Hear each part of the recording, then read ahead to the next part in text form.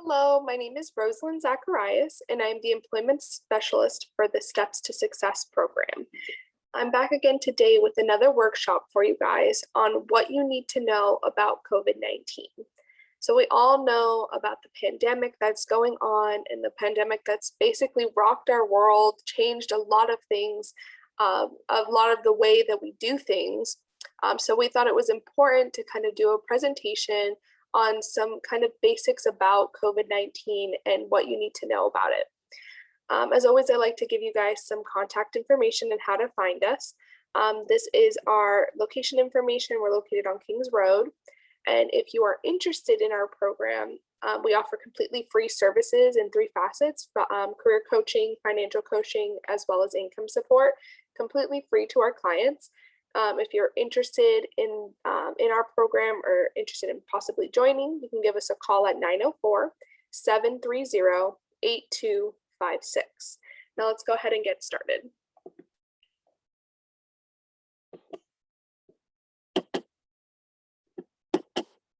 So what is COVID-19? So COVID-19 is a disease caused by a virus called SARS-CoV-2. So the World Health Organization first learned about this disease in December 2019. That's kind of when it all started, following a string of cases of viral pneumonia in Wuhan, People of Republic, China. So that's kind of when everything started. It started pretty slow for us, and then it kind of rapidly got worse. So that is just a little bit of its origin. So how is COVID-19 transmitted? So it's transmitted by close contact from person to person, so within 6 feet of each other. That's why you always hear about social distancing, making sure that we're staying 6 feet away from people, which is about 2 arms length. And it's also transmitted through droplets of saliva or fluid from the nose of an infected person when they cough or sneeze. So we always want to make sure we're covering our coughs, our sneezes anyway, but making sure if you don't have any tissues nearby, to make sure you're coughing into your sleeve or into your elbow, making sure we're slowing down that spread. And I wanted to mention about community spread. So this is something that we definitely were affected by, is when people become affected in an area, including people who are unaware of how or where they were infected. So they're not sure that they're sick, and then they go out and then spreads to other people, and then a mass amount of people end up getting infected and spreading it to more people. And of course, the link to the CDC is here, is where I'm getting a lot of my resources. So what are the COVID-19 symptoms? So the most common symptoms are going to be things like fever, dry cough, and tiredness. Some less common symptoms are going to be things like aches and pains, sore throat, diarrhea, conjunctivitis, headache, loss of taste or smell, a rash on skin, or discoloration of fingers or toes. And some more serious symptoms are going to be things like difficulty breathing or shortness of breath, chest pain or pressure, and loss of speech or movement. So it takes on average about 4 to 6 days from when a person is infected with the disease to show symptoms, although it could take up to 14 days. But it's good to know that everybody is different, and most cases show mild to moderate illness and recover without any need for hospitalization. But if you are experiencing any serious symptoms, make sure that you are seeking medical attention. And it is also important to mention that some people don't show any symptoms at all and can be infected with COVID-19. So it really is good to keep track of people that you're coming in contact with. If they show that they are infected, make sure that you are social distancing for the amount of for that up to 14 days to see if you show any symptoms, and make sure you're getting tested. So what are some ways to prevent the spread of COVID-19? So the main one's going to be to make sure you're washing your hands regularly with soap and water, and clean them with an alcohol-based sanitizer. You want to make sure that you maintain at least 6 feet of distance between you and people that are coughing or sneezing. Make sure that you're avoiding touching your face. Make sure you're covering your mouth and nose when coughing or sneezing. We want to stay home if we're feeling sick, and practice social distancing by avoiding unnecessary travel and staying away from large groups of people. And this is just a little graphic on how to properly wash your hands. Make sure that you wet your hands, get some soap, scrub for at least 20 seconds, rinse, and then dry. And make sure that the water, if possible, is warm to hot. So I also wanted to mention using PPE to protect yourself during COVID-19 or from COVID-19. So PPE is personal protective equipment. So those are things like masks, gloves, hand sanitizer with at least 60% alcohol, and disinfectant sprays.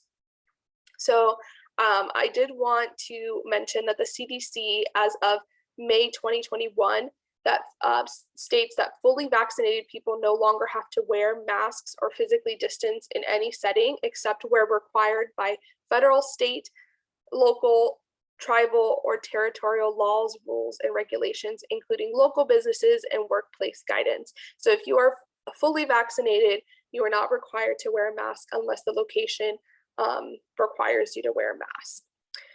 And this is a graphic on how to wear a cloth face covering. So make sure that you are wearing the mask that covers your nose, the bridge of your nose, and under your chin.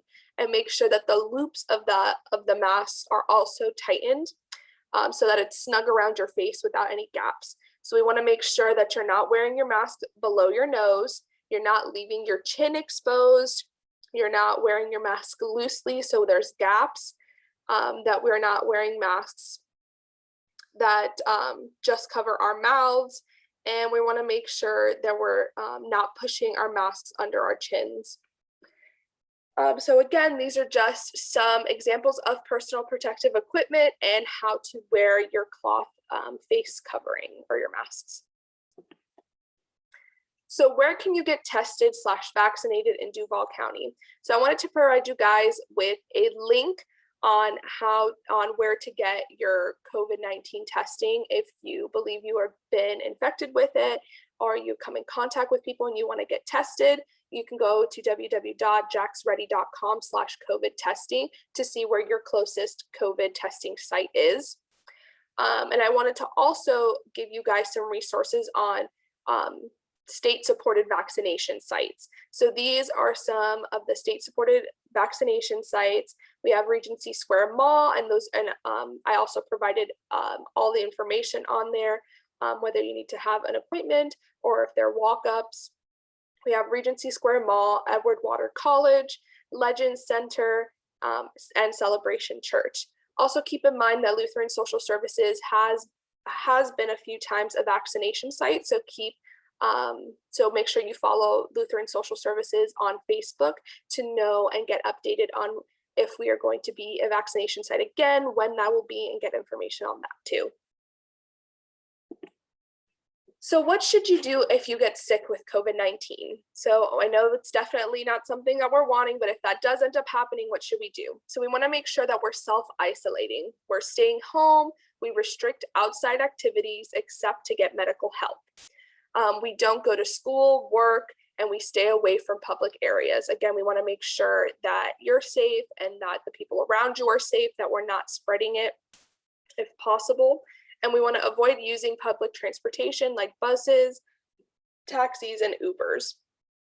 We want to make sure that we're staying away from others. So at home, stay in a separate room away from others if possible. Use a separate bathroom if possible, as well as make sure you're using a face mask. If you're absolutely needing to be near people, make sure you're covering up. I wanted to provide this graphic of what quarantine versus isolation is. So quarantine is if you've had contact with someone who tested positive. We want to make sure we're staying home for 14 days, even if you don't feel sick. And isolation is when you are diagnosed with COVID-19, you stay away from people and household members, and you don't leave home except for medical treatment. So that's the difference between quarantining and isolation. So the COVID-19 vaccine. So there has been a few vaccines that have become available to the public to kind of help with COVID-19, slow down the spread, and protect you against COVID-19. So I wanted to provide you guys a graph that shows the difference between the three most common available to the public. So we have the Pfizer, Moderna, as well as Johnson & Johnson. So with the Pfizer, it's going to be a two-shot vaccine, 21 days apart. It is given in a shot in the muscle of the upper arm, and it is 95% effective at preventing COVID-19 in people without any evidence of previous infection. With Moderna, it's going to be also a two-shot. It's going to be 28 days apart. It's going to be also a shot in the muscle of the upper arm, and it is 94.1% effective at preventing COVID-19 in people without any evidence of previous infection. And then Johnson & Johnson is one shot in the muscle of the upper arm, and it is 72% effective at preventing COVID-19. And some of the side effects, so all three of them have very similar side effects, which are normal with the vaccine and may start within 1 to 2 days of getting the vaccine. So you may experience tiredness, headache, muscle pain, chills, fever, nausea, and in the arm that they use to give the shot, you may feel some pain, redness, swelling, or rash. So do keep track of those side effects. They are normal. If you have any severe reactions, make sure you do contact, you do get medical assistance. So here is a QR code for a video on how on COVID-19 vaccines and how they work. I will pause a little bit here so you guys can take out your smartphones and open up the camera. And you should be able to point your camera to the computer, and it should open up a link that you can press to open up that video or that resource.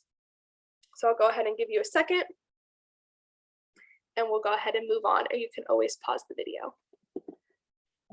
So what are some benefits of getting vaccinated? So all vaccines have been shown to be safe and effective at preventing COVID-19. Once vaccinated, you have more freedom to start doing more. And as well as vaccines are an important tool to help stop the pandemic. So these are just some benefits. And this is another little graphic here that talks about adding one more layer of protection. So again, the COVID-19 vaccine is an important tool to get us back to normal. COVID-19 vaccines are safe and effective. The CDC recommends that you get the vaccine. Millions of people in the United States have received the vaccine under the most intense safety monitoring in U.S. history. People who have been fully vaccinated can start to do things that they had to stop doing during the pandemic. And COVID-19 vaccine cannot make you sick with COVID-19. So they are not giving you any active COVID-19 anything. So you are not getting COVID-19 by getting the vaccine. It's just helping to prevent you from getting COVID-19. So definitely, if you are thinking about getting vaccinated, take into account all the benefits as well that I presented here today. So I wanted to talk about some COVID-19 myths versus facts. So this is a cool little graphic, as well as the World Health Organization COVID-19 Mythbusters. So the World Health Organization does have a whole article on myths about COVID-19 that you guys can check out, and I linked that there. So let's go through this graphic. So the myth is that antibiotics are effective in preventing the new COVID-19.